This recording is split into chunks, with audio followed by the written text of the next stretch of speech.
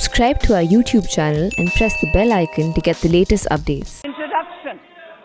Honorable Speaker, the preparation of this budget was undertaken in circumstances like never before. We knew of calamities that have affected a country or a region within a country. But what we have endured with COVID-19 through 2020 is sui generis. When I presented the budget 2020-2021, we could not have imagined that the global economy, already in throes of a slowdown, would be pushed into an unprecedented contraction. We could not have also imagined then that our people, as those in other countries, would have to endure the loss of near and dear ones and suffer hardships brought about due to a health crisis. The risk of not having a lockdown was far too high. Within 48 hours of declaring a 3-week-long complete lockdown, the Prime Minister announced the Pradhan Mantri Garib Kalyan Yojana, valued at 2.76 lakh crores, that provided free food grain to 800 million people, free cooking gas for 80 million families for months, and cash directly to over 400 million farmers, women, elderly, the poor, and the needy. Even as a large section of citizens stayed home, milk, vegetables, fruit suppliers, health and sanitary workers, truck drivers, railways and public transport workers, bank employees, electricity workers, annadatas, police, firemen and the armed forces all had to go about their work as normal, but with the additional anxiety of the virus hanging over them.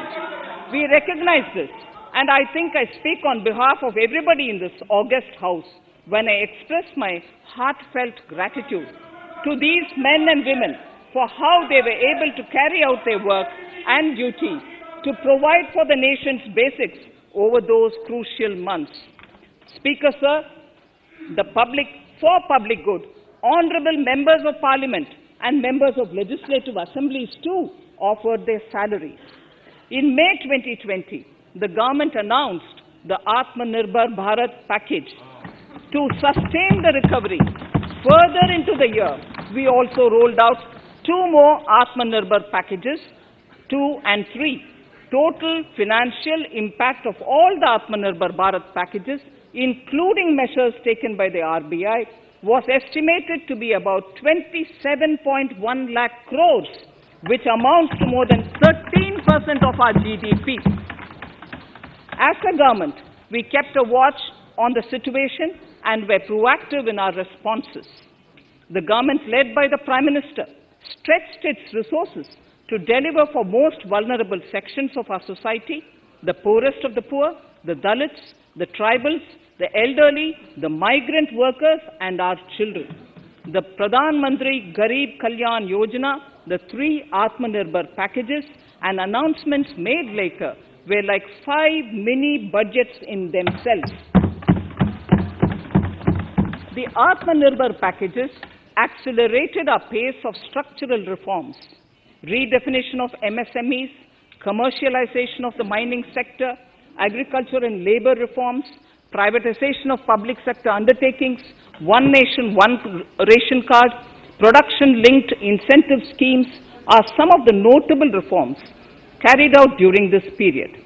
Faceless income tax assessment, DBT, and financial inclusion are the others. Today, India has 2 vaccines available and has begun medically safeguarding not only her own citizens against COVID-19, but also those of 100 or more countries.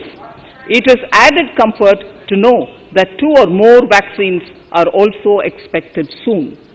Honorable Prime Minister launched the vaccination drive by crediting and thanking our scientists. We are ever grateful for the strength and rigor of their efforts.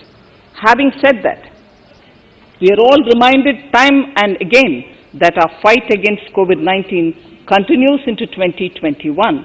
Now, just as it happened after the two world wars, there are signs that the political, economic, and strategic relations in the post-COVID world are changing. This moment in history is the dawn of a new era, one in which India is well poised to truly be the land of promise and hope. I borrow the words of Rabindranath Tagore. Faith is the bird that feels the light and sings when the dawn is still dark. Faith is the bird that feels the light and sings when the dawn is still dark. In this spirit, I can't help but recall the joy that we as cricket-loving nation felt after the Team India's recent spectacular success in Australia. It has reminded us of all the qualities that we as a people, particularly our youth, epitomize of having abundant promise and the unsuppressed thirst to perform and to succeed. Today, data shows that India now has one of the lowest death rate of 112 per million population and one of the lowest active cases of about 130 per million. This has laid the foundation to the revival we are seeing now in the economy. This budget will be the first of this new decade. This budget will also be a digital budget, and that has happened with all your support. So far, only 3 times has a budget followed a contraction in the economy. All such contractions earlier were as a result of situations typical to India. This time, the contraction in our economy is due to a global pandemic, just like in several other countries. Having said that, I want to confidently state that our government is fully prepared to support and facilitate the economy's reset. This budget provides every opportunity for our economy to raise and capture the pace that it needs for a sustainable growth. 2021 is the year of many important milestones for our history. I mention a few of these. It is the 75th year of independence, 60 years of Goa's accession to India, 50 years of the 1971 India-Pakistan War. It will be the year of the 8th census of independent India. It will also be India's turn at the BRICS presidency, the year for our Chandrayaan-3 mission, and the Haridwar Mahakumbh.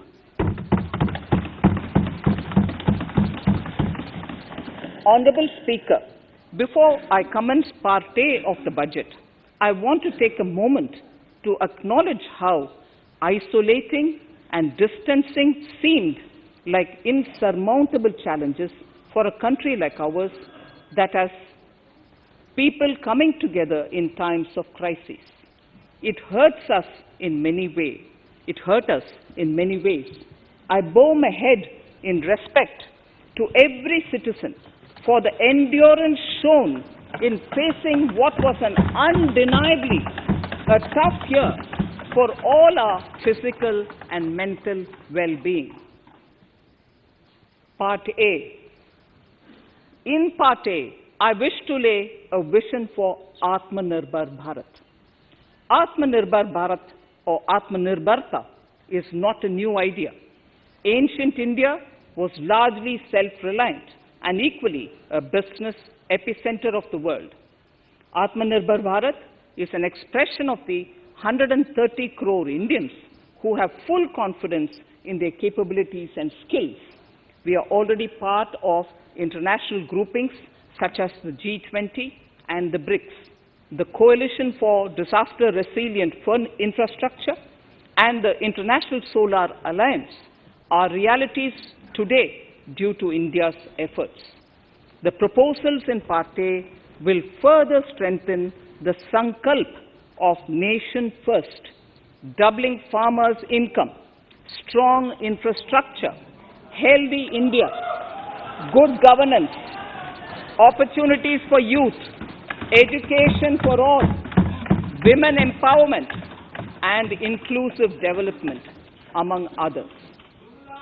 Additionally, also on the path to fast implementation are the 13 promises we had made in the budget of 2015-16, which were to materialize during the Amrit Mahotsav of 2022 on the 75th year of our independence. They too resonate with the vision of Atmanirbhar. The budget proposals for 21-22 rest on 6 pillars: health and well-being, physical and financial capital and infrastructure, inclusive development for aspirational India, reinvigorating human capital, innovation and R&D, and as 6th, minimum government and maximum governance. I now move to talking about the first pillar, health and well-being. Even at the outset, I would like to say that the investment on health infrastructure in this budget has increased substantially. Progressively, as institutions absorb more, we shall commit more. Taking a holistic approach to health, we focus on strengthening 3 areas: preventive, curative, and well-being. Health systems. A new centrally sponsored scheme, PM Atmanirbhar Swasth Bharat Yojana, will be launched with an outlay of about 64,180 crores over 6 years. This will develop capacities of primary, secondary, and tertiary care health systems, strengthen existing national institutions, and create new institutions to cater to detection and cure of new and emerging diseases. This will be in addition to the National Health Mission. The main interventions under the scheme are support for over 17,000 rural and 11,000 urban health and wellness centers, setting up integrated public health labs in all districts, and 3,382 block public health units in 11 states, establishing critical care hospital blocks in 602 districts and 12 central institutions, strengthening of National Center for Disease Control, its 5 regional branches and 20 metropolitan health surveillance units, expansion of the integrated health information portal to all states and UTs to connect all public health labs, operationalization of 17 new public health units, and strengthening of 33 existing public health units at points of entry, that is, at 32 airports, 11 seaports, and 7 land crossings, setting up of 15 health emergency operation centers and 2 mobile hospitals, and setting up of a National Institution for One Health, a regional research platform for WHO, World Health Organization, Southeast Asia Region Office, 9 biosafety level 3 laboratories, and 4 regional national institutes for virology. Nutrition. To strengthen nutritional content, delivery, outreach, and outcome, we will merge the Supplementary Nutrition Program and the Poshan Abhiyan and launch the Mission Poshan 2.0. We shall adopt an intensified strategy to improve nutritional outcomes across 112 aspirational districts. Universal coverage of water supply. The World Health Organization has repeatedly stressed the importance of clean water, sanitation, and clean environment as a prerequisite to achieving universal health. The Jal Jeevan Mission Urban will be launched. It aims at universal water supply in all 4,378 urban local bodies with 2.86 crores household tap connections as well as liquid waste management in 500 Amrit cities. It will be implemented over 5 years with an outlay of 2,87,000 crores.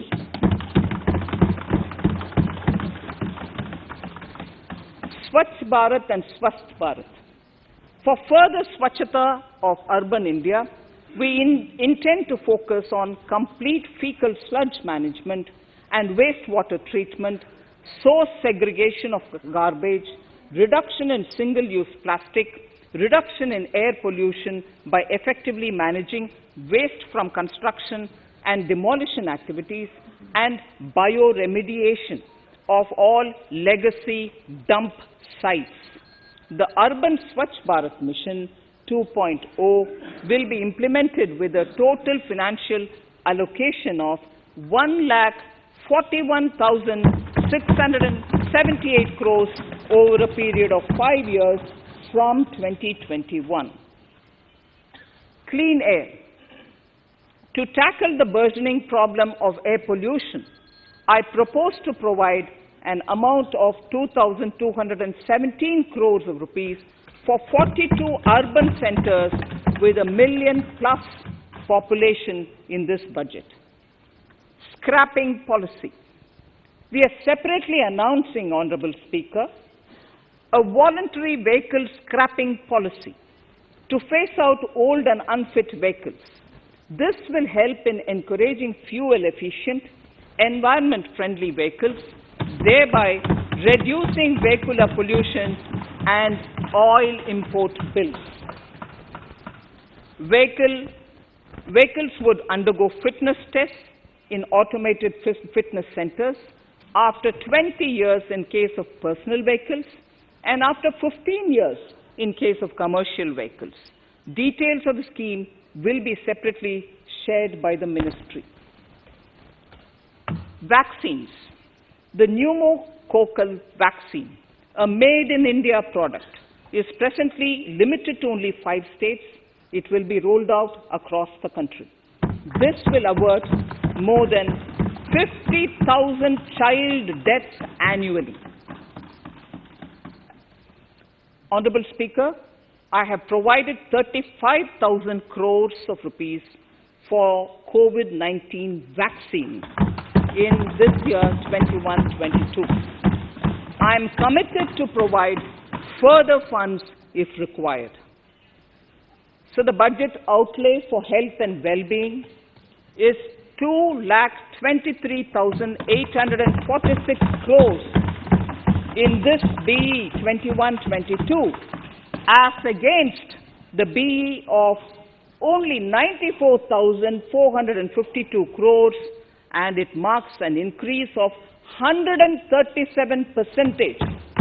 The details of the same are at Annexure 1 of the speech. Honorable Speaker, I now move to the second pillar, physical and financial capital and infrastructure. Atmanirbhar Bharat, production-linked incentive schemes are things which I would like to place an emphasis. For a $5 trillion economy, our manufacturing sector has to grow in double digits on a sustained basis.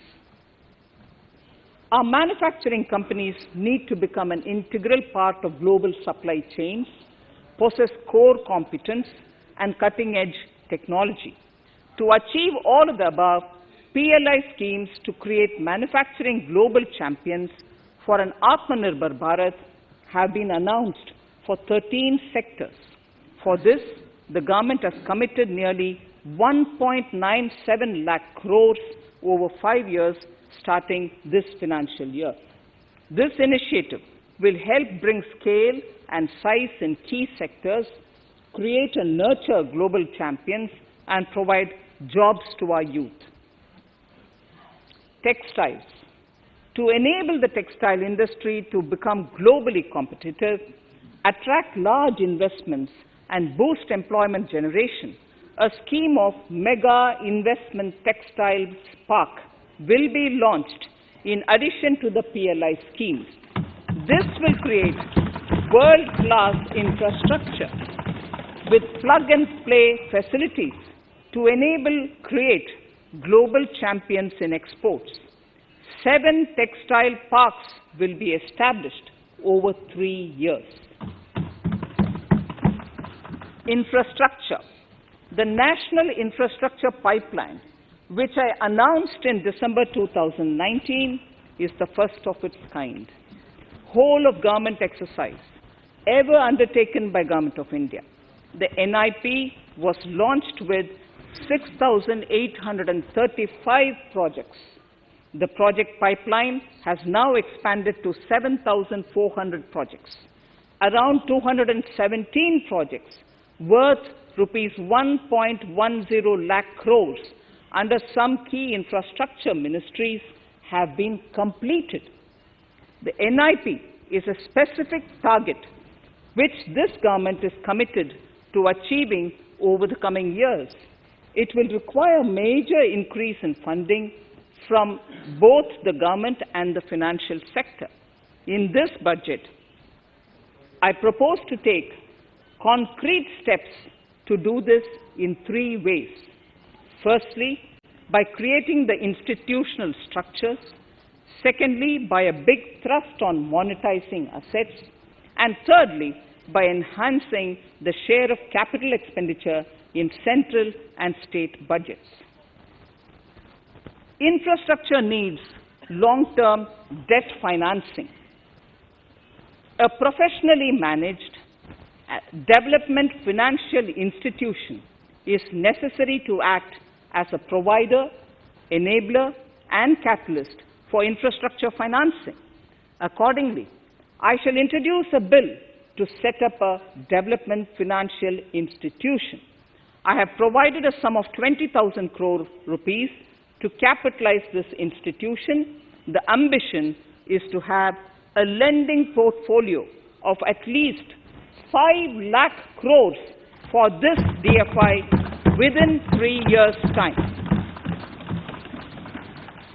Debt financing of InvITs and rates by foreign portfolio investors will be enabled by making suitable amendments in the relevant legislations. This will further ease access of finance to InvITs and rates, thus augmenting funds for infrastructure and real estate sectors. Asset monetization. Monetizing operating public infrastructure. Monetizing operating public infrastructure assets is a very important financing option for new infrastructure construction. A national monetization pipeline of potential brownfield infrastructure assets will be launched. An asset monetization dashboard will also be created for tracking the progress and to provide visibility to investors.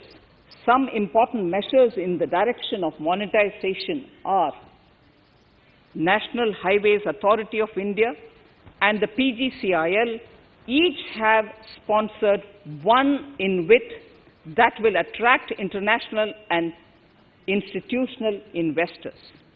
5 operational roads with an estimated enterprise value of 5,000 crores of rupees are being transferred to the NHAI InvIT. Similarly, transmission assets of value 7,000 crores will be transferred to the PGCIL InvIT. Railways will monetize dedicated freight corridor assets for operations and maintenance after commissioning. The next lot of airports will be monetized for operations and management concessions. Other core infrastructure assets that will be rolled out under the asset monetization programs are NHAI operational toll roads, 2 transmission assets of PGCL, 3 oil and gas pipelines of GAIL, Gas Authority of India Limited, IOCL and HPCL, Airports Authority of India airports in Tier 2 and 3 cities, other railway infrastructure assets, warehousing assets of CPSE, such as the Central Warehousing Corporation and NAFED, among others, and sports stadiums. Sharp increase in capital budget. In the BE 2020-21, we had provided for 4.12 lakh crores for capital expenditure. It was our effort that in spite of resource crunch, we should spend more on capital, and we are likely to end this year at around 4.39 lakh crores, which I have provided in the RE of 2020-2021. For 21-22, I propose a sharp increase in capital expenditure and thus have provided 5.54 lakh crores, which is 34.5% more than the BE of 2020-2021. Of this, I have kept a sum of more than 44,000 crores in the budget head of the Department of Economic Affairs to be provided for projects, programs, or departments that show good progress in capital expenditure and are in need of further funds. Over and above this expenditure, we would also be providing more than 2 lakh crores to states and autonomous bodies for their capital expenditure. We will also work out specific mechanisms to nudge states to spend more of their budget on creation of infrastructure.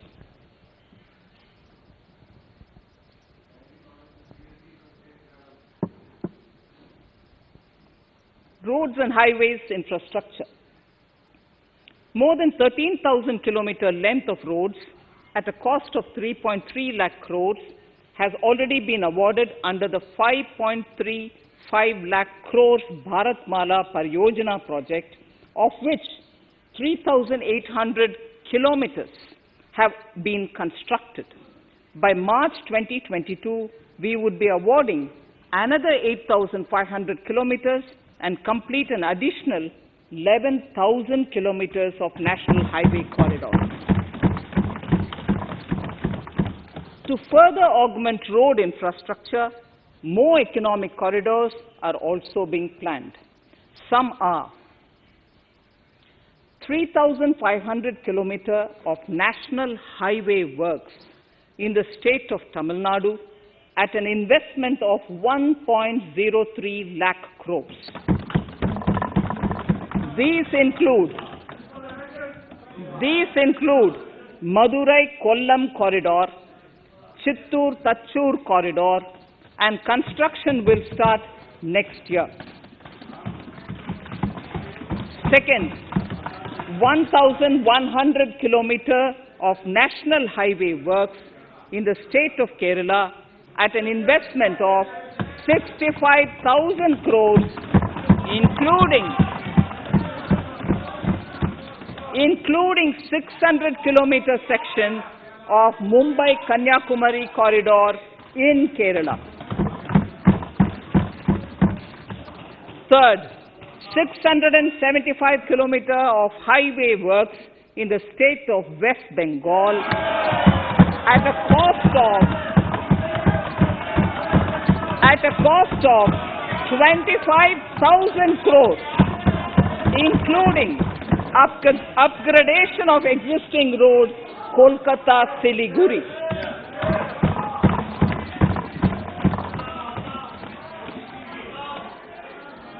National highway works of around 19,000 crores are currently in progress in the state of Assam. Further works of more than 34,000 crores covering more than 1,300 kilometers of national highways will be undertaken in the state in the coming 3 years. Some of the flagship corridors and other important projects that would see considerable activity in 2021-22 are in Annexure 2 to my speech. I am also providing an enhanced outlay of 1 lakh 18,101 lakh crores, 1,18,101 crores for Ministry of Road Transport and Highways, of which 1,08,230 crores is for capital, the highest ever provided. Railway infrastructure. Honorable Speaker, sir, Indian Railways have prepared a National Rail Plan for India 2030. The plan is to create a future-ready railway system by 2030, bringing down the logistic costs for an industry is at the core of our strategy to enable Make in India. It is expected that Western Dedicated Freight Corridor and Eastern Dedicated Freight Corridor will be commissioned by June 2022. The following additional initiatives are also proposed. The Sonnagar-Gomo sections, 263 kilometers of Eastern Dedicated Freight Corridor will be taken up in PPP mode in this year itself. Gomo-Dankuni section of 274.3 kilometers will be also taken up shortly in short succession.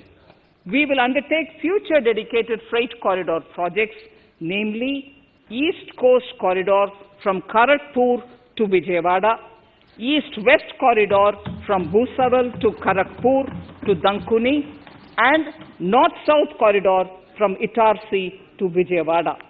Detailed project reports will be undertaken in the first phase. Broad gauge route kilometers, RKM as I refer to, electrified is expected to reach 46,000 kilometers, 46,000 RKM. That is 72% by end of 2021 from 41,548 RKMs on 1st October 2020.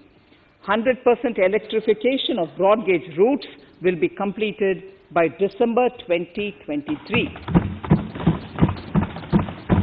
For passenger convenience and safety, the following measures are being proposed. We will introduce the aesthetically designed Vista Dome LHB coach on tourist routes to give better travel experience to passengers. The safety measures undertaken in the past few years have borne results. To further strengthen this effort, high-density network and highly utilized network routes of Indian Railways will be provided with an indigenously developed automatic train protection system that eliminates train collision due to human error. I am providing a record sum of 1,10,055 crores for railways, of which 1,07,100 crores is for capital expenditure only.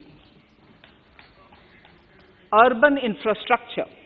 We will work towards raising the share of public transport in urban areas through expansion of metro rail networks and augmentation of city bus services. A new scheme will be launched at a cost of 18,000 crores to support augmentation of public bus transport services. The scheme will facilitate deployment of innovative PPP models to enable private sector players to finance, to acquire, to operate, and to maintain over 20,000 buses. The scheme will boost the automobile sector, provide fillip to economic growth, create employment opportunities for our youth, and enhance ease of mobility for urban residents. A total of 702 kilometers of conventional metro is operational, and another 1,016 kilometers of metro and RRTS is under construction in 27 cities. Two new technologies, that is Metro Light and Metro Neo, will be deployed to provide metro rail systems at much lesser cost with same experience, convenience, and safety in Tier 2 cities and peripheral areas of Tier 1 cities also. Central counterpart funding will be provided to Kochi Metro Railway Phase 2 of 11.5 kilometer at a cost of 1,957.05 crores. Chennai Metro Railway Phase 2 of 118.9 kilometers at a cost of 63,246 crores. Bengaluru Metro Railway Project Phase 2A and 2B of 58.19 kilometers at a cost of 14,788 crores. Nagpur Metro Rail Project Phase 2 and Nashik Metro at a cost of 5,976 crores and 2,092 crores respectively. Power infrastructure.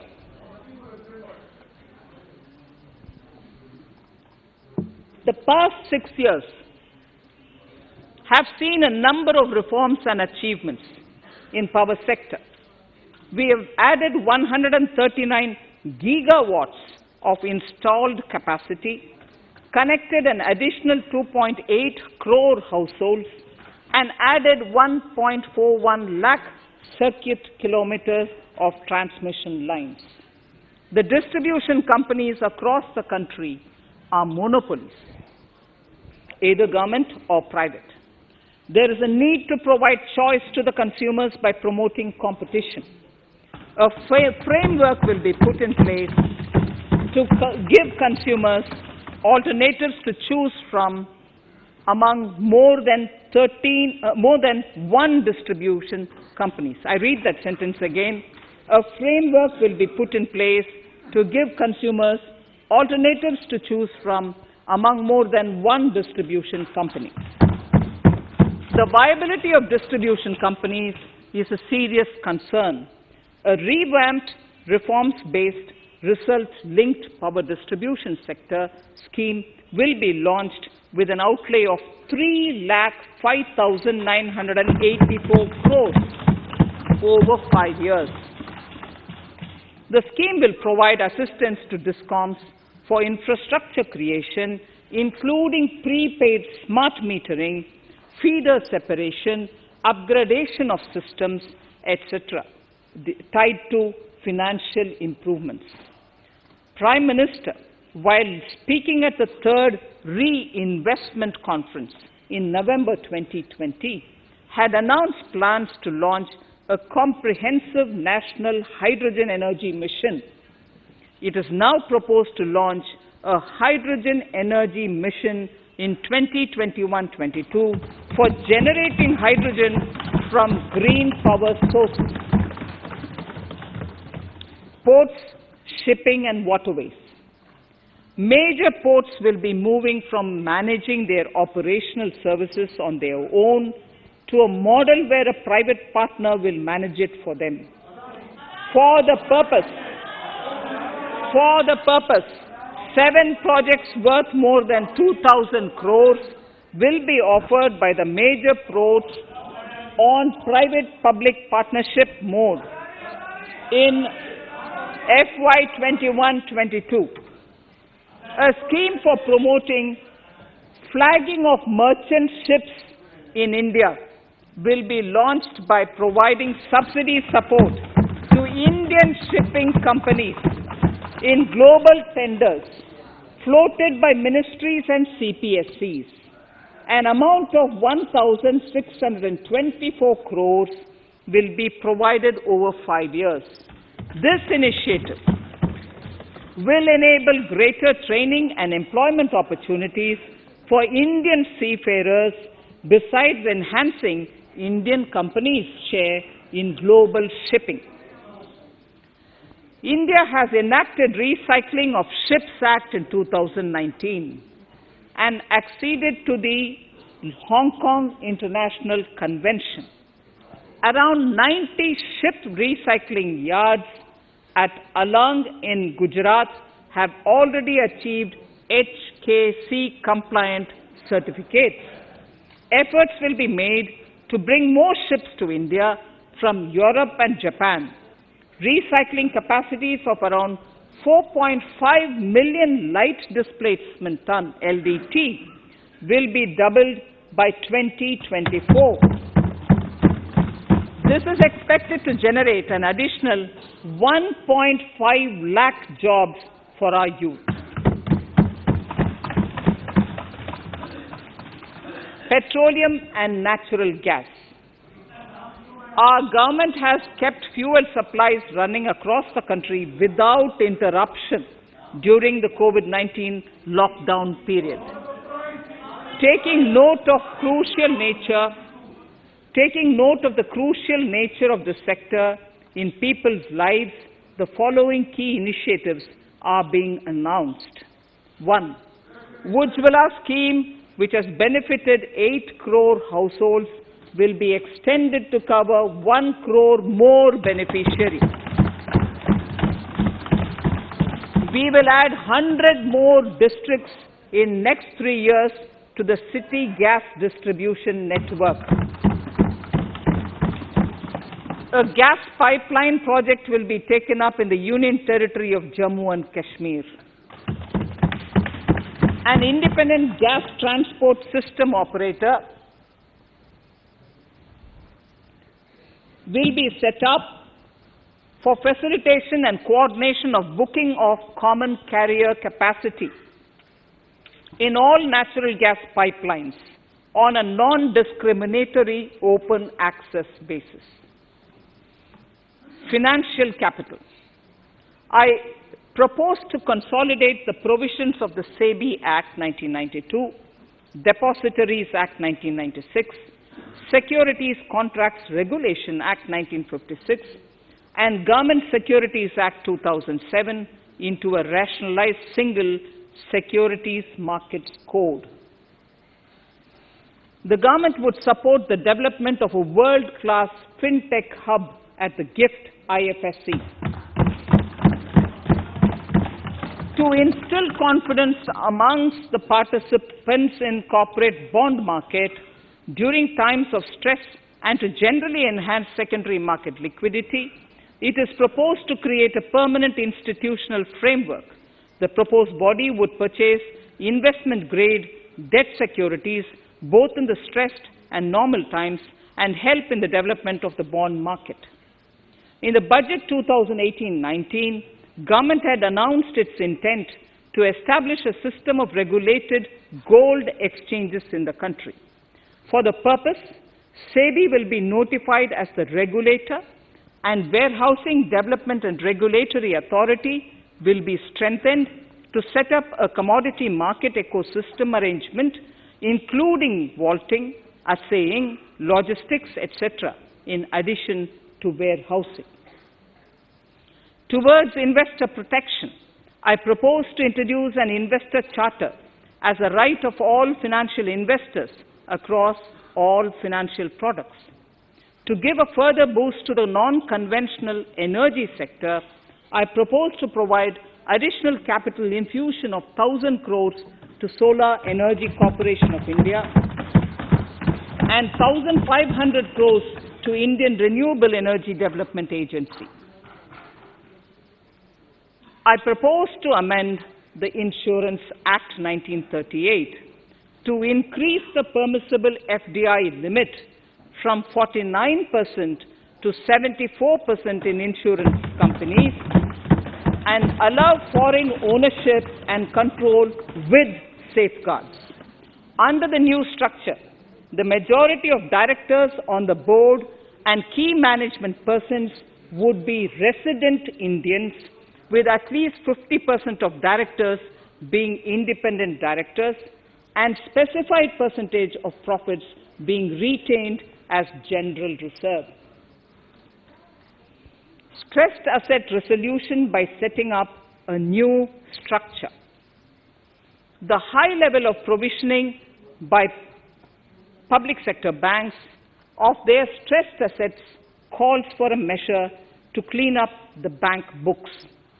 An asset reconstruction company limited and asset management company would be set up to consolidate and take over the existing stressed debt and then manage and dispose of the assets to alternative investment funds and other potential investors for eventual value realization. Recapitalization of PSB. To further consolidate the financial capital capacity of PSBs, further recapitalization of 20,000 crores is proposed in 21-22. Deposit insurance. Last year, government had approved an increase in the deposit insurance cover from 1 lakh rupees to 5 lakhs for bank customers. I shall be moving amendments to DICGC Act 1961 in this session itself to streamline the provision so that if a bank is temporarily unable to fulfill its obligations, the depositors of such bank can get easy and time-bound access to their deposits to the extent of the deposit insurance cover. This would help depositors of banks that are currently under stress. To improve credit discipline, while continuing to protect the interests of small borrowers, for NBFCs with minimum asset size of 100 crores, the minimum loan size eligible for debt recovery under the Securitization and Reconstruction of Financial Assets and Enforcement of Security Interests SARFAESI Act 2002, it is proposed to be reduced from the existing level of 50 lakhs to 20 lakhs. Company matters. The decriminalization of the procedural and technical compoundable offences under Companies Act 2013 is now complete. I now propose to take up decriminalization of the Limited Liability Partnerships Act 2008. Honourable Speaker, I propose to revise the definition under the Companies Act 2013 for small companies by increasing the threshold for paid-up capital from not exceeding 50 lakh to not exceeding 2 crores and turnover from not exceeding 2 crores to not exceeding 20 crores. This will benefit more than 2 lakh companies in easing their compliance requirements. As a further measure which directly benefits startups and innovators, I propose to incentivize the incorporation of one-person companies by allowing one-person companies to grow without any restriction on paid-up capital and turnover, allowing their conversion into any other type of company at any time, reducing the residency limit for an Indian citizen to set up an one-person company from 182 days to 120 days, and allow also non-resident Indians to incorporate OPCs in India. This will be a big boost for startups.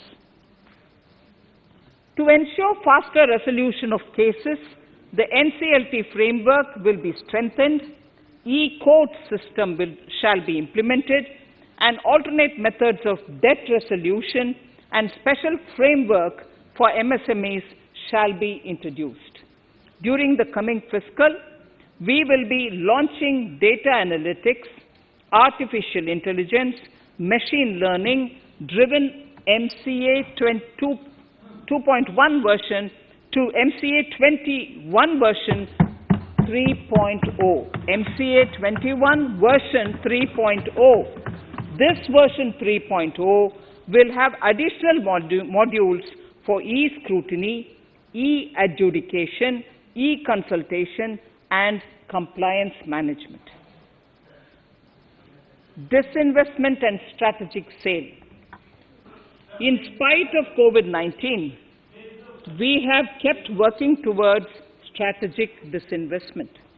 A number of transactions, namely BPCL, Air India, Shipping Corporation of India, Container Corporation of India, IDBI Bank, Bharat Earth Movers Limited, Pavan Hans, Neelachal Ispat Nigam Limited, among others, would be completed in 21-22. Other than IDBI Bank, we propose to take up the 2 public sector banks and 1 general insurance company in the year 21-22. This would require legislative amendments, and I propose to introduce the amendments in this session itself. In 21-22, we would also bring the IPO of LIC, for which I am bringing the requisite amendments in this session itself. In the Atmanirbhar package, I had announced that we will come out with a policy of strategic disinvestment of public sector enterprises. I am happy to inform the House that the government has the government has approved the said policy. The policy provides a clear roadmap for disinvestment in all non-strategic and strategic sectors. We have kept 4 areas that are strategic, where bare minimum CPSEs will be maintained and rest privatized. In the remaining sectors of all CPSEs will be privatized. The main highlights of the policy are mentioned in Annexure 3. To fast forward the disinvestment policy, I'm asking NITI to work out on the next list of centre public sector companies that would be taken up for strategic disinvestment. To similarly incentivize states to take to disinvestment of their public sector companies, we will work out an incentive package of central funds to states. Idle assets will not contribute to Atmanirbhar Bharat. The non-core assets largely consist of surplus land with government ministries and departments and public sector enterprises. Monetizing of land can either be by way of direct sale or concession, or by similar means. This requires special abilities, and for this purpose, I propose to use a special purpose vehicle in the form of a company that would carry out this activity. In order to ensure timely completion of closure of sick or loss-making CPSEs, we will introduce a revised mechanism that will ensure timely closure of such units. I have estimated 1,75,000 crores as receipts from disinvestment in BE 21-22.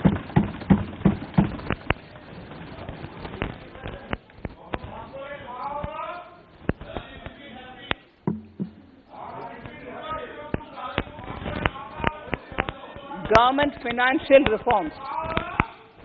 Under the Treasury Single Account, the TSA system, autonomous bodies directly draw funds from the government's account at the time of actual expenditure, saving interest costs. We will extend the TSA system for universal application from 21-22. On the recommendation of the 15th Finance Commission, we have undertaken a detailed exercise to rationalize and bring down the number of centrally sponsored schemes. This will enable consolidation of outlays for better impact. The government is committed to the development of multi-state cooperatives and will provide all support to them. To further streamline the ease of doing business for cooperatives, I propose to set up a separate administrative structure for them. So the third pillar of Atmanirbhar Bharat, inclusive development for aspirational India. Honorable Speaker, sir, under this pillar, I will cover agriculture and allied sectors, farmers' welfare and rural India, migrant workers and labor, and financial inclusion. Agriculture. Our government is committed to the welfare of farmers. The MSP regime has undergone a sea change to assure price that is at least 1.5 times the cost of production across all commodities.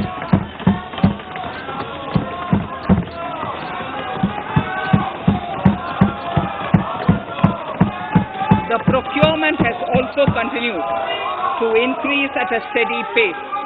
This has resulted in increase in payment to farmers substantially.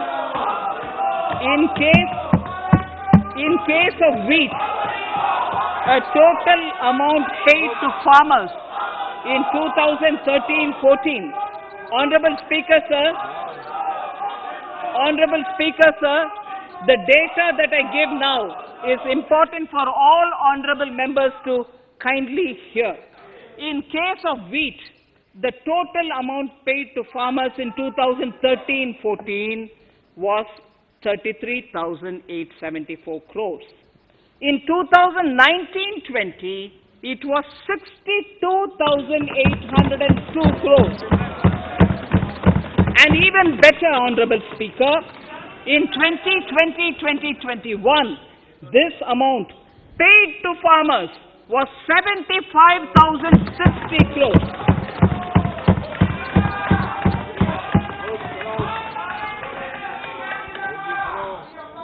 Honorable Speaker, again an important fact, the number of wheat growing farmers that were benefited increased in 2020-21 to 43.36 lakhs compared to 35.57 lakhs in 2019-20. That much of an increase within 1 year. For paddy, again an important data. For paddy, the amount paid in 2013-14 was 63,928 crores. In 2019-20, this increased to 1,41,930 crores. Even better, in 2020-2021,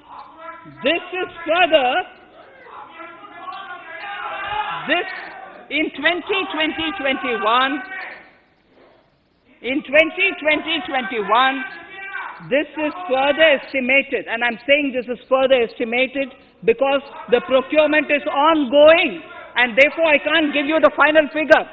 This is further estimated to increase to 1,72,752 crores. The number of farmers benefited increased from 1.24 crores in 2019-20 to 1.54 crores in 2020-21. In the same way, Honorable Speaker, sir, in the case of pulses, the amount paid in 2013-14 was 236 crores. In 2019-20, this was increased to 8,285 crores. Now in 2021, it is at 10,530 crores. More than 40 times increase from 2013-14. The receipts to cotton farmers have seen a stupendous increase from 90 crores in 2013-14 to 25,974 crores I'm giving you data as of 27th January 2021. This is bound to increase. From 90 crores for cotton farmers in 2013-14 to 25,974 crores in 2021. All the details in complete narration is available in Annexure 4 to my speech. Early this year, Honorable Prime Minister had launched the Swamitva scheme. Under this, a record of rights is being given to property owners in villages. Up till now, about 1.80 lakh property owners in 1,241 villages have been provided cards. I propose during 21-22 to extend this to cover all states and union territories. To provide adequate credit to our farmers, I have enhanced the agricultural credit target to 16.5 lakh crores in this year. We will focus on ensuring increased credit flow to animal husbandry, Pashupalan, dairy, and to Matsyakar, to the fisheries.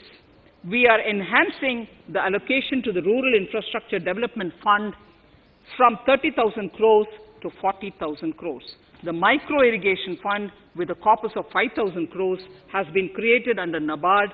I propose to double it by augmenting it by another 5,000 crores. To boost value addition in agriculture and allied products and their exports, the scope of Operation Green Scheme, that is presently applicable to only tomatoes, onions, and potatoes, will be enlarged to include 22 perishable crops.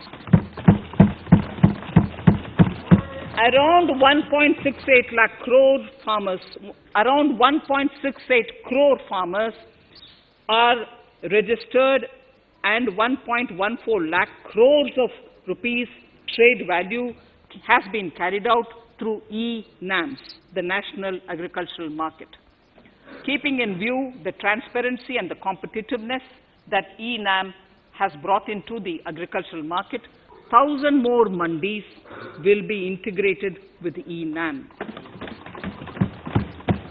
Honorable Speaker, sir, with all this, the Agricultural Infrastructure Fund would be made available to the APMCs for augmenting their infrastructure facilities.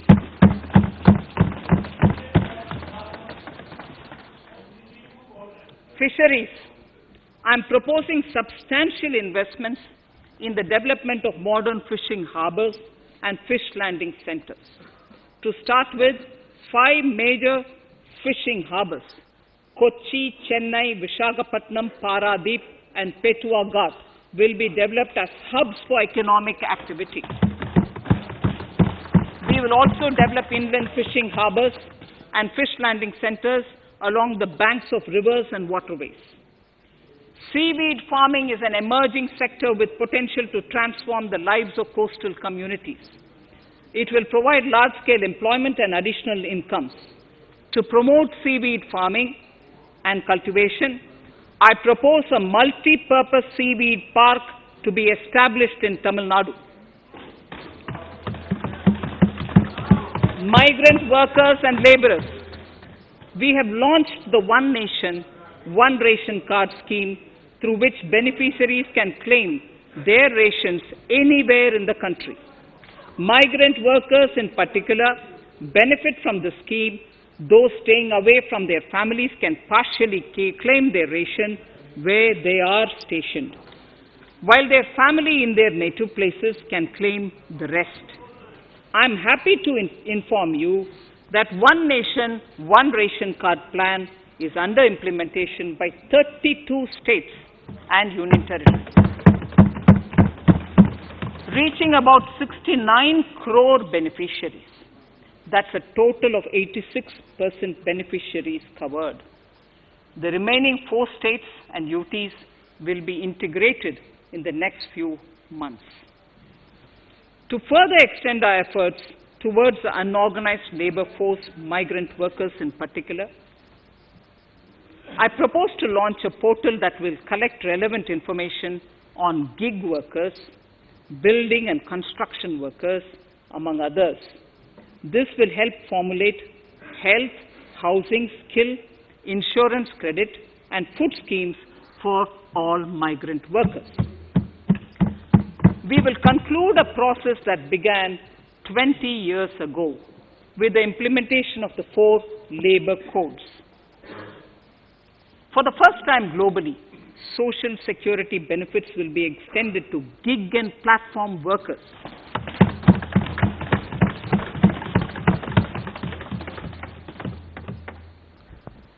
Minimum wages will apply to all categories of workers, and they will all be covered by the Employees State Insurance Corporation. Women will be allowed to work in all categories and also in the night shifts with adequate protection. At the same time, compliance burden on employers will be reduced with a single registration and licensing and online returns. Financial inclusion. To further facilitate credit flow under the scheme of Stand Up India for the scheduled castes and scheduled tribes and also women, I propose to reduce the margin money requirement from 25% to 15% only, and to also include loans for activities in allied sectors in allied activities in agriculture. We have taken a number of steps to support the MSME sector. In this budget, I have provided 15,700 crores to this sector, more than double of the last year's B. Honorable Speaker, sir, I now go to the fourth pillar, reinvigorating human capital. The national education policy announced recently has had good reception. In school education, more than 15,000 schools will be qualitatively strengthened to include all components of the national education policy. They shall emerge as exemplar schools in their regions, hand-holding and mentoring other schools to achieve the ideals of policy. 100 new Sainik schools will be set up in partnership with NGOs, private schools, and states. Higher education. In Budget 2019-20, I had mentioned about the setting up of a higher education commission in India. We would be introducing the legislation this year to implement the same. It will be an umbrella body having 4 separate vehicles for standard setting, accreditation, regulation, and funding. Many of our cities have various institutions, universities, and colleges supported by the Government of India. Hyderabad, for example, has about 40 major institutions. In 9 such cities, we will create a formal umbrella structure so that these institutions can have better synergy while also retaining their internal autonomy. A glue grant will be set aside for this purpose. For accessible higher education in Ladakh, I propose to set up a central university in Leh.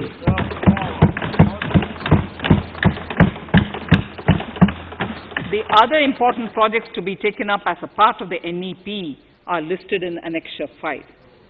Scheduled caste and scheduled tribes welfare.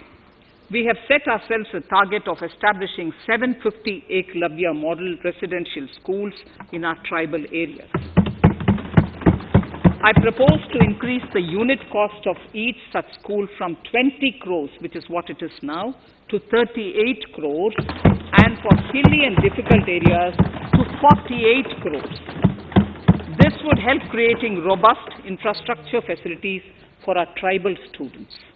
We have revamped the post-metric scholarship scheme for the welfare of scheduled caste students. I have also enhanced the central assistance in this regard.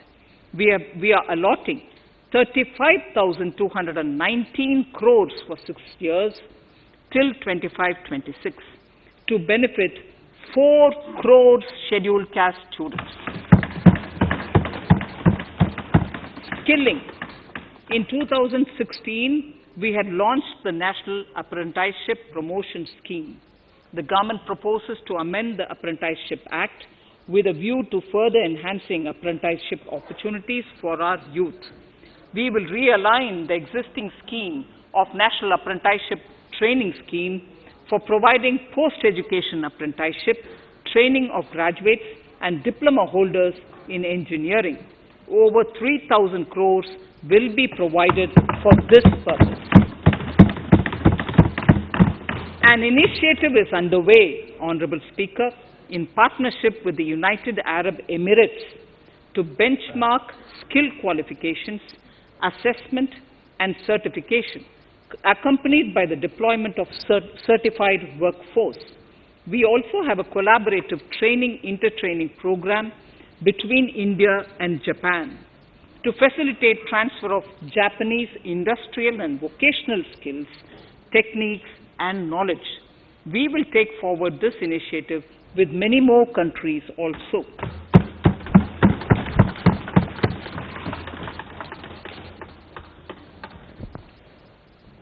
Innovation and R&D. In my budget speech of 2019, I had announced the National Research Foundation. We have now worked out the modalities, and the NRF outlay will be of 50,000 crores over 5 years. It will ensure that the overall research ecosystem in the country is strengthened with focus on identified national priority thrust areas. There has been a manifold increase in digital payments in the recent past. To give a further boost to digital transactions, I earmarked 1,500 crores for a proposed scheme that will provide financial incentive to promote digital mode of payment. We will undertake a new initiative, National Language Translation Mission. This will enable the wealth of governance and policy-related knowledge on the Internet being made available in major Indian languages.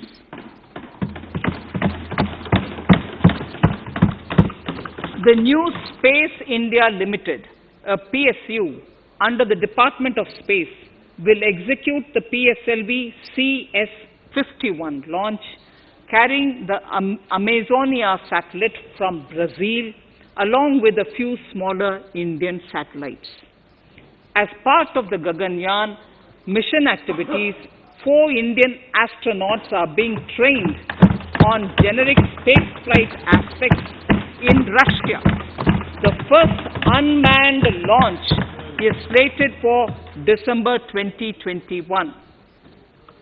Our oceans are a storehouse of living and non-living resources. To better understand this realm, we will launch a deep ocean mission with a budget outlay of more than 4,000 crores over 5 years. This mission will cover deep ocean survey exploration and projects for the conservation of deep sea biodiversity. I come to the 6th pillar, Honorable Speaker, minimum government, maximum governance. Honorable Speaker, sir, this is the last of the 6 pillars. This will outline plans for reforms in one of our core principles of minimum government, maximum governance. We have taken a number of steps to bring reforms in tribunals in the last few years for speedy delivery of justice. Continuing with the reforms process, I now propose to take further measures to rationalize the functioning of tribunals. We have introduced the National Commission for Allied Healthcare Professionals Bill in Parliament. National Commission for Allied Healthcare Professionals Bill in the Parliament, with a view to ensure transparent and efficient regulation of 56 allied healthcare professionals. Additionally, to bring about transparency, efficiency, and governance reforms in the nursing profession, the National Nursing and Midwifery Commission Bill will be introduced by the government for passing. To have ease of doing business for those who deal with government or CPSEs and carry out contracts, I propose to set up a conciliation mechanism and mandate its use for quick resolution of contractual disputes. This will instill confidence in private investors and contractors. Honorable Speaker, sir, the forthcoming census could be the first digital census in the history of India.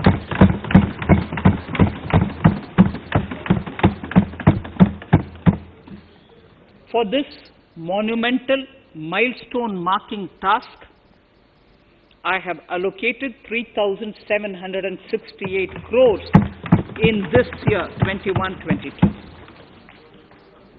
Honorable Speaker, Goa is celebrating the Diamond Jubilee year of the state's liberation from Portuguese rule. From the Government of India's side, I propose to grant 300 crores to the Government of Goa for the celebration. I propose to provide 1,000 crores for the welfare of tea workers, especially women and children in Assam and West Bengal. A special scheme will be devised for the same.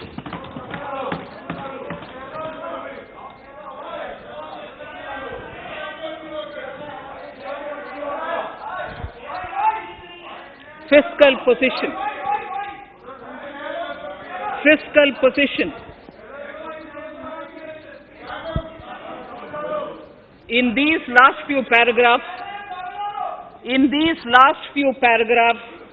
of part A of my speech, I draw the attention of this august House to the fact that at the beginning of the current financial year, the pandemic's impact on the economy resulted in a weak revenue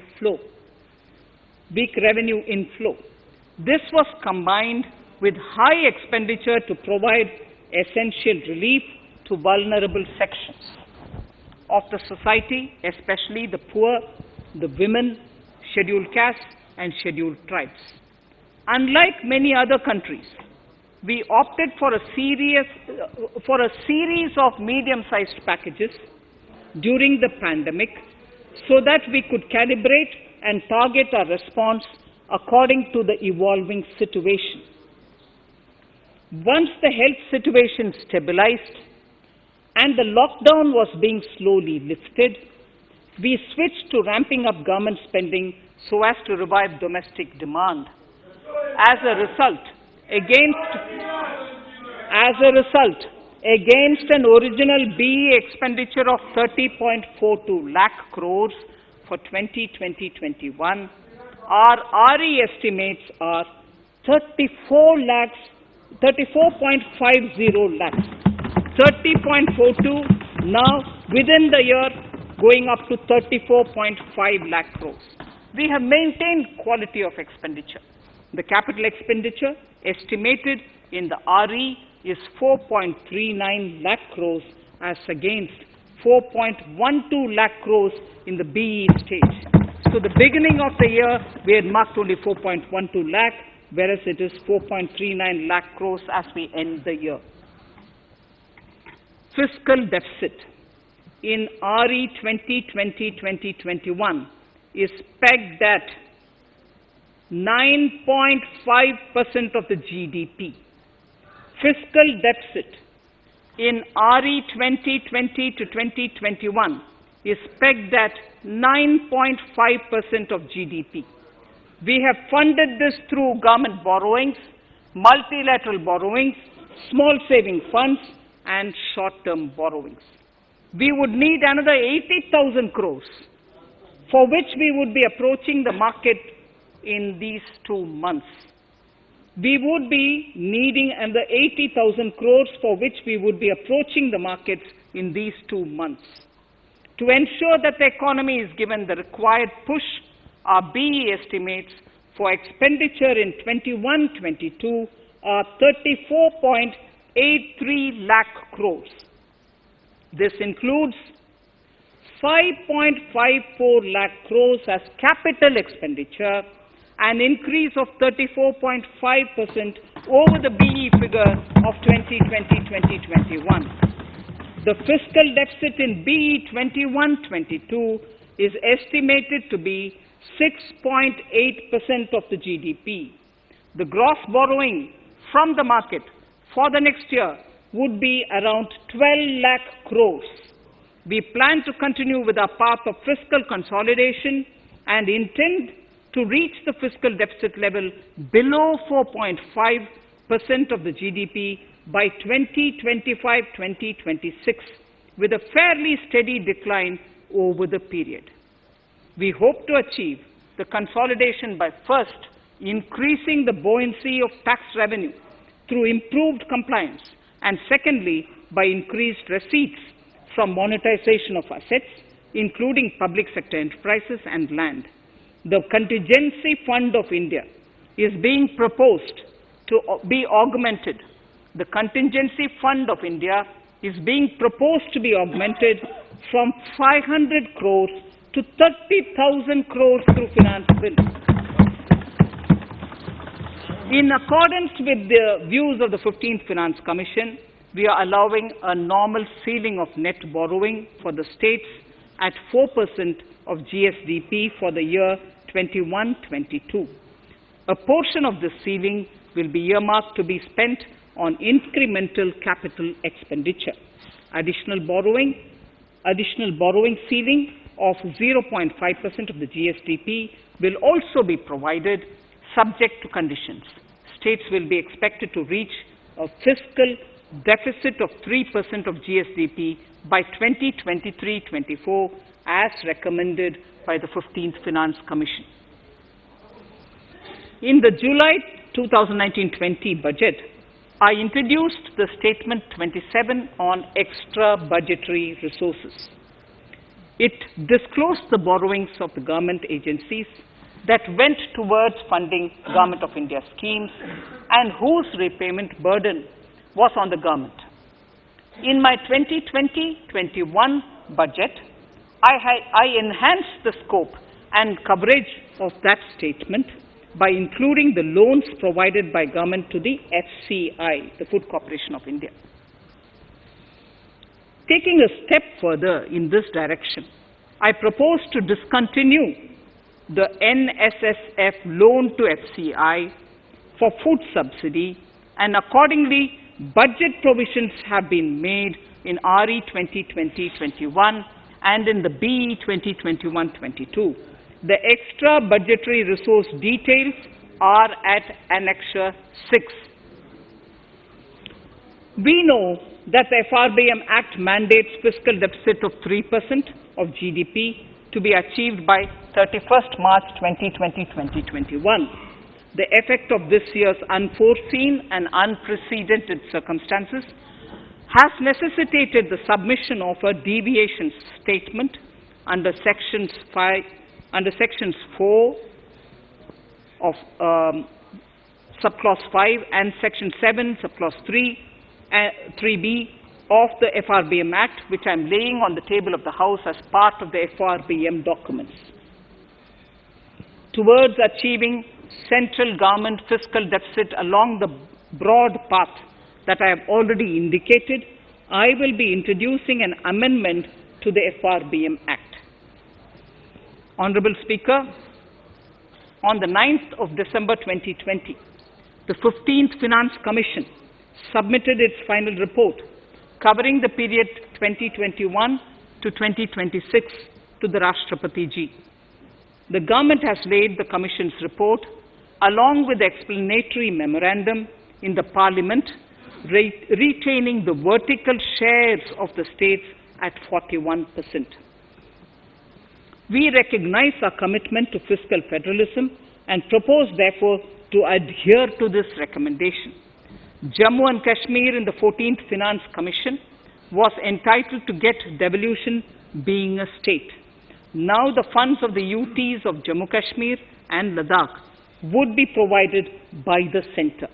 I have also provided on the Commission's recommendation 1,18,452 crores as revenue deficit grant to 17 states in 21-22 as against 74,340 crores to 14 states in 2020-21. Honorable Speaker, I would now move to Part B of my speech.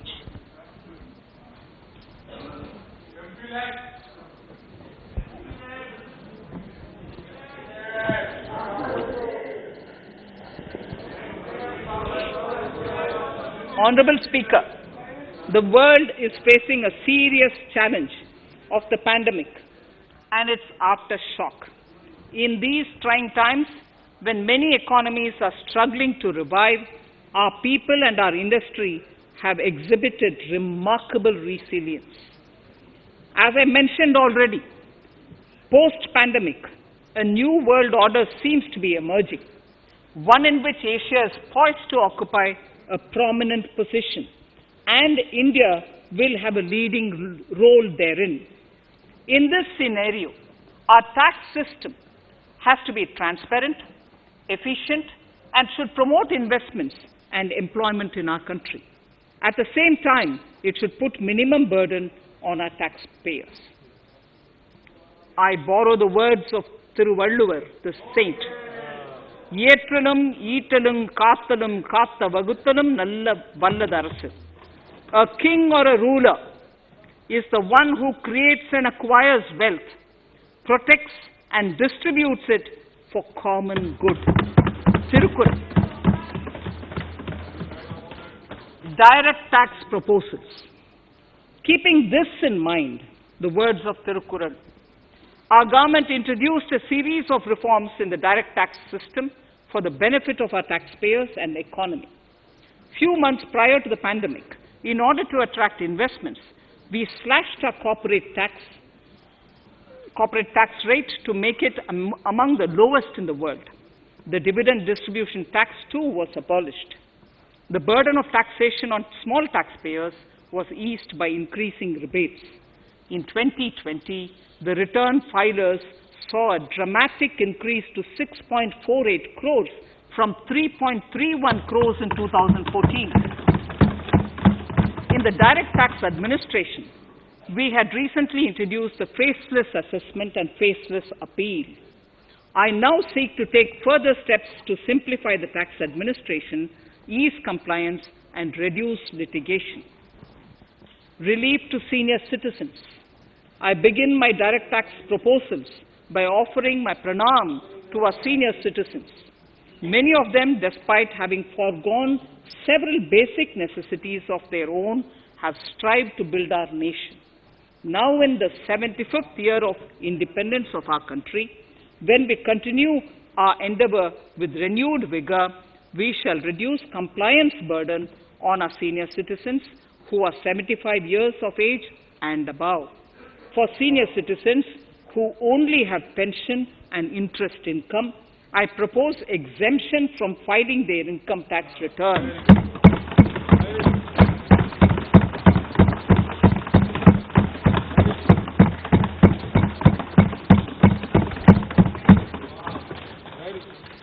The paying bank will deduct the necessary tax on their income.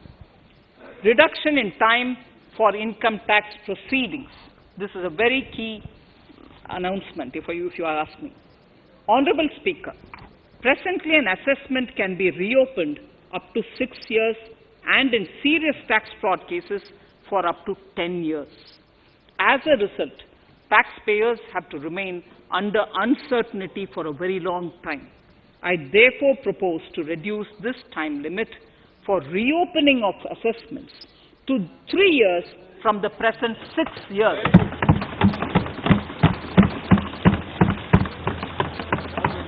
In serious tax evasion cases too, only where there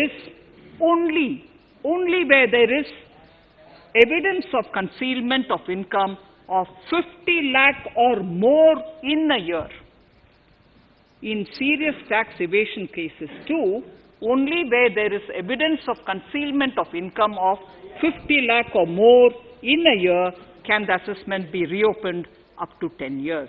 Even this reopening can be done only after the approval of the Principal Chief Commissioner, the highest level of income tax department. Setting up the Dispute Resolution Committee. Honorable Speaker, it has been the resolve of this government to reduce litigation which mars the present taxation system. The government came out with the Direct Taxation Vivad Se Vishwas scheme to give taxpayers an opportunity to settle long-pending disputes and be relieved to further strain on their time and resources. The response from taxpayers has been the best ever as over 110,000 taxpayers have already opted to settle tax disputes of over 85,000 crores under the scheme. To further reduce litigation for small taxpayers, I propose to constitute a dispute resolution committee for them, which will be faceless to ensure efficiency, transparency, and accountability. Anyone with a taxable income up to 50 lakh and disputed income up to 10 lakh shall be eligible to approach the committee. Faceless IT-AT. For ease of compliance and to reduce discretion, we are committed to make the taxation processes faceless. The government has already introduced faceless assessment and appeal this year. The next level of income tax appeal is the Income Tax Appellate Tribunal. I now propose to make this tribunal faceless. We shall establish a national faceless Income Tax Appellate Tribunal Center. All communication between the tribunal and the appellant shall be electronic. Where personal hearing is needed, it shall be done through video conferencing. Relaxations to NRI. When non-resident Indians return to India, they have issues with respect to their accrued incomes in their foreign retirement accounts. This is usually due to mismatch in taxation period. They also face difficulties in getting credit for Indian taxes in foreign jurisdictions. I propose to notify rules for removing their hardship of double taxation. Exemption from audit. Currently, if your turnover exceeds 1 crore, you have to get your accounts audited. In February 2020 budget, I had increased the limit for tax audit to 5 crores for those who carry out 95% of their transactions digitally. To further incentivize digital transactions and to reduce compliance burden, I propose to increase this limit for tax audit for such persons from 5 crores to 10 crores. Relief for dividend. In the previous budget, I had abolished the dividend distribution tax in order to incentivize investment. Dividend was made taxable in the hands of shareholders. Now, in order to provide ease of compliance, I propose to make dividend payment to rate and InvIT exempt from TDS. Further, as the amount of dividend income cannot be estimated correctly by the shareholders for paying advance tax, I propose to provide that advance tax liability on dividend income shall arise only after the declaration or payment of dividend. Also, for the foreign portfolio investors, I propose to enable deduction of tax on dividend income at lower treaty rate. Attracting foreign investment into infrastructure sector. In the last budget, for attracting foreign investment in the infrastructure sector, we had granted 100% tax exemption, subject to certain conditions, to foreign sovereign wealth funds and pension funds on their income from investment in Indian infrastructure. We have noticed that few of such funds are facing difficulties in meeting some of the conditions. In order to ensure that a large number of funds invest in India, I propose to relax some of these conditions relating to prohibition on private funding, restriction on commercial activities, and direct investment in infrastructure. In order to allow funding of infrastructure by issue of zero-coupon bonds, I propose to make notified infrastructure debt funds eligible to raise funds by issuing tax-efficient zero-coupon bonds. Affordable housing.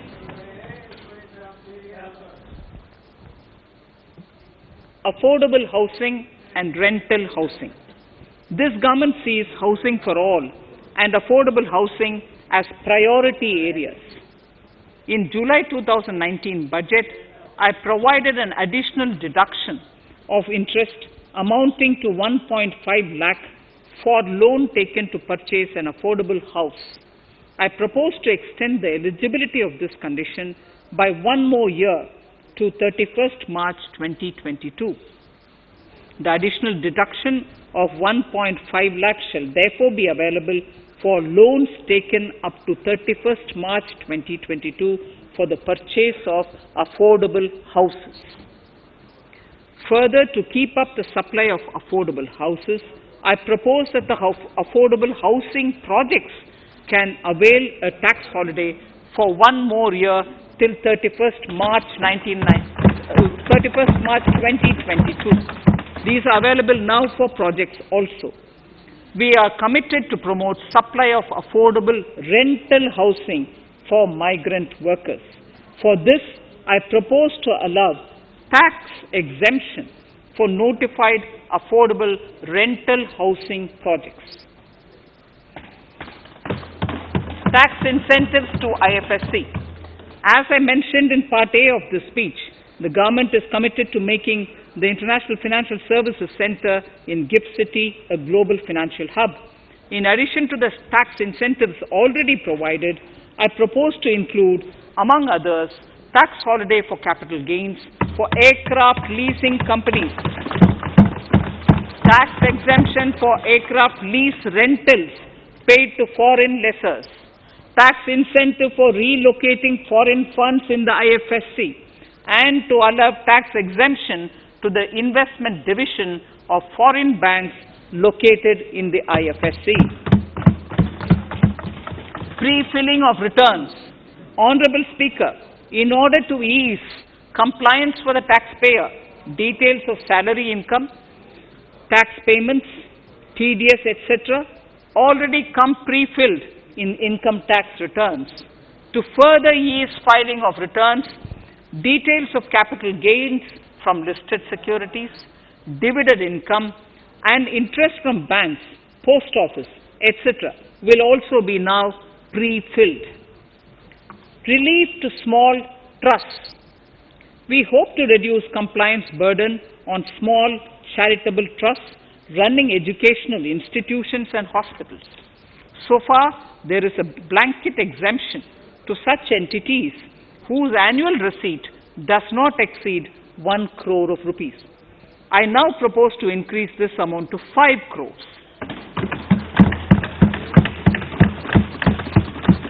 Labor welfare. We have noticed that some employers deduct the contribution of employees toward provident funds, superannuation funds, and other social security funds, but do not deposit these contributions within the specified time. For these employees, this means a loss of interest or income. In cases where an employer later becomes financially unviable, non-deposit results in a permanent loss for the employees. In order to ensure that employees' contributions are deposited on time, I reiterate that the late deposit of employees' contribution by the employer will not be allowed as deduction to the employer.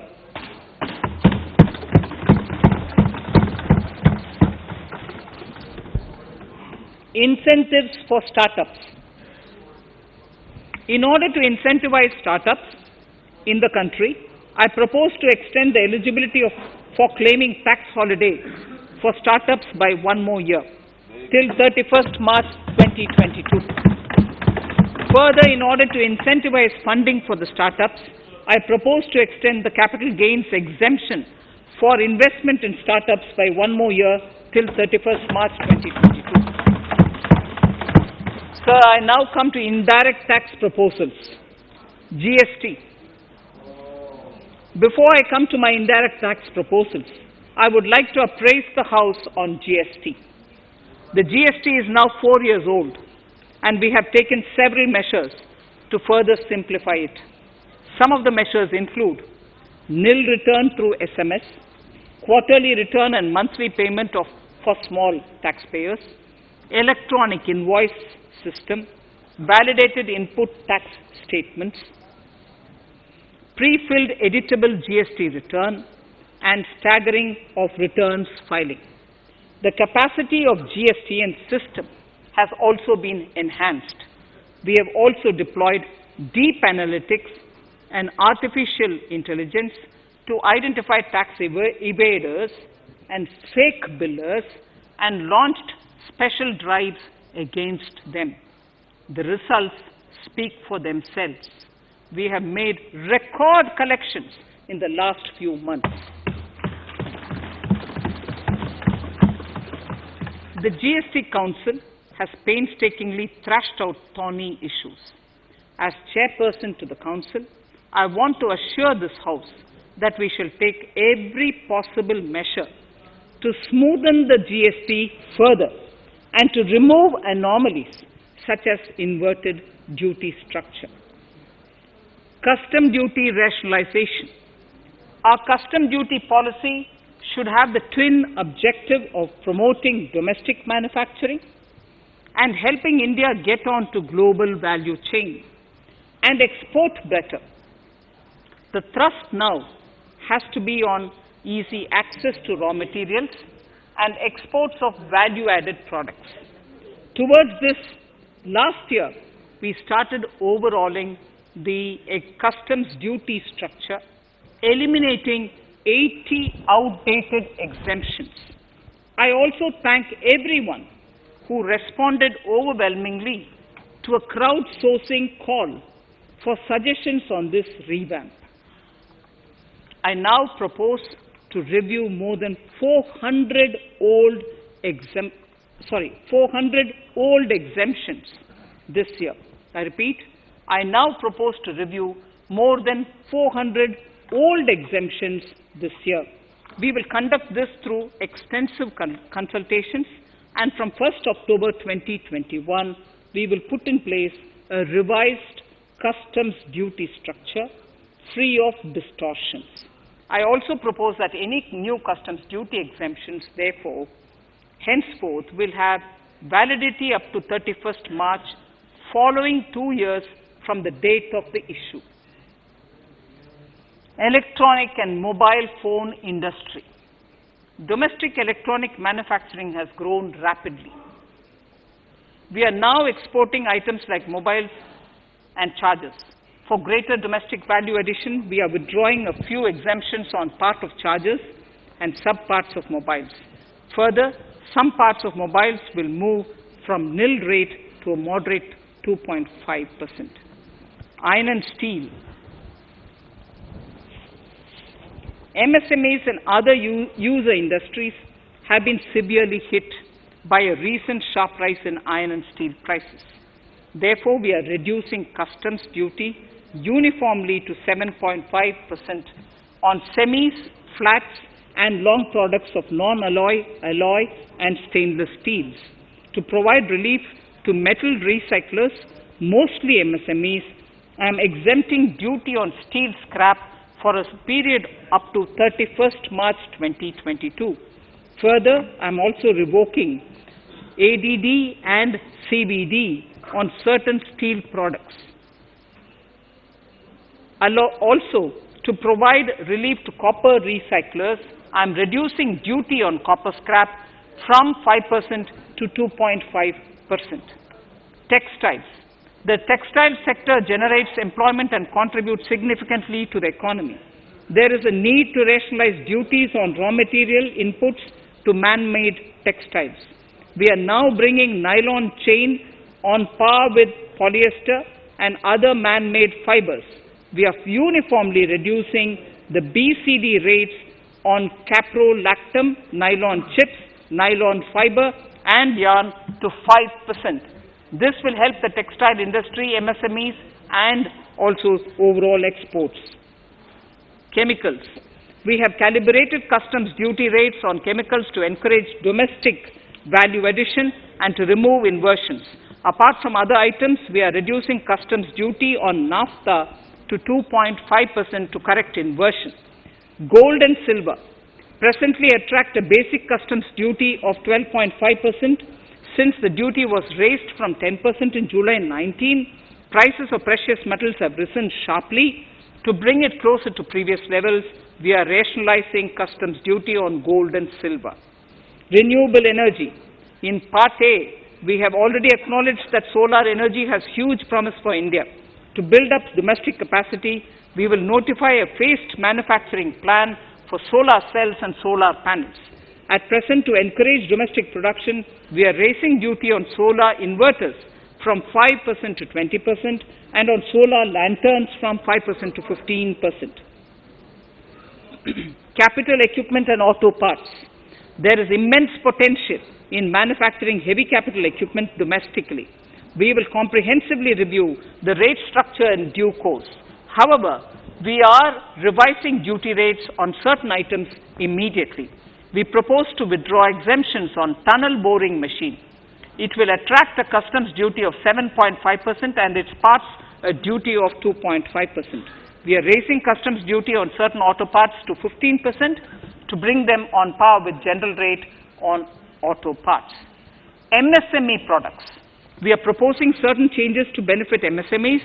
We are increasing duty from 10 to 15% on steel screws and plastic builder wares. On prawn feed, we increase it from 5 to 15%. We are rationalizing exemption on import of duty-free items as an incentive to exporters of garments, leather and handicraft items. Almost all of these items are made domestically by our MSMEs. We are withdrawing exemption on imports of certain kinds of leathers as they are domestically produced in good quantity and quality, mostly by MSMEs. We are also raising customs duty on finished synthetic gemstones to encourage domestic processing. Agriculture products to benefit farmers. We are raising customs duty on cotton from nil to 10%, on raw silk and silk yarn from 10 to 15%. We are also withdrawing end-use based concession on denatured ethyl alcohol. Currently, rates are being uniformly calibrated to 15% on items like maize, bran, rice bran, oil cake, and animal feed additives. There is an immediate need to improve agricultural infrastructure so that we produce more while also conserving and processing agricultural output efficiently. This will ensure enhanced remuneration for our farmers. To earmark resources for this purpose, I propose an agricultural infrastructure and development cess on a small number of items. However, while applying this cess, we have taken care not to put additional burden on consumers on most items. Rationalization of procedures and easing of compliance. For their judicious application, we propose certain changes in the provisioning related to ADD, anti-dumping duty, and CVD, countervailing duty levies. To complete customs investigation, we are prescribing definite timelines. In 2020, we rolled out the Turant Customs Initiative, which brought in faceless, paperless, and contactless customs measures. With effect from September 2020, we have implemented a new procedure for administration of rules of origin. This has helped in putting a check on misuse of FTAs. The specific details of direct and indirect tax changes proposed are listed in the annexure to my speech. Honorable Speaker, sir, with these words, I commend the budget to this august House. Thank you.